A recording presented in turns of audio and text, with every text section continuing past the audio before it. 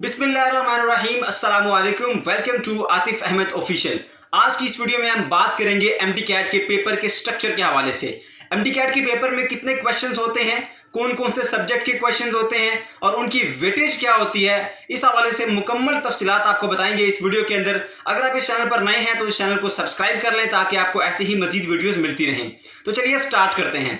सबसे पहले आपको यह बता दें कि एमडी कैट के पेपर के अंदर टोटल 200 क्वेश्चन होते हैं, जिसके अंदर 4 कैटेगरीज होती हैं, 4 सब्जेक्ट शामिल होते हैं। नंबर 1 पे बायोलॉजी, नंबर 2 पे केमिस्ट्री, नंबर 3 पर फिजिक्स और नंबर 4 पर इंग्लिश के क्वेश्चंस शामिल होते हैं। अब इन क्वेश्चंस की कितनी कितनी वेटेज होती है उस हवाले से आपको बताते चलें कि सबसे पहले जो टॉप पर जिसकी वेटेज है जिस सब्जेक्ट की, वो है बायोलॉजी। बायोलॉजी के इसके अंदर 200 में से 80 क्वेश्चंस होते हैं। नंबर 2 पे हमारे पास आ जाती है केमिस्ट्री। केमिस्ट्री के 60 क्वेश्चन इसमें शामिल किए जाते हैं।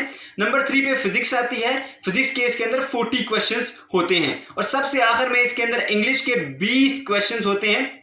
इस तरह चारों सब्जेक्ट के टोटल मिलाकर ये 200 क्वेश्चंस बनते हैं। इसके लिए जो आपको टाइम अलाउ किया जाता है वो टाइम होता है 150 मिनट, यानी 2 घंटे और 30 मिनट।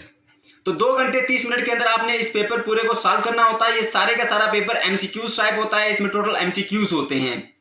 पेपर के अंदर किसी किस्म की कोई नेगेटिव मार्किंग नहीं की गई। इस बार जो पॉलिसी आई उसमें नेगेटिव मार्किंग का किस्सा खत्म कर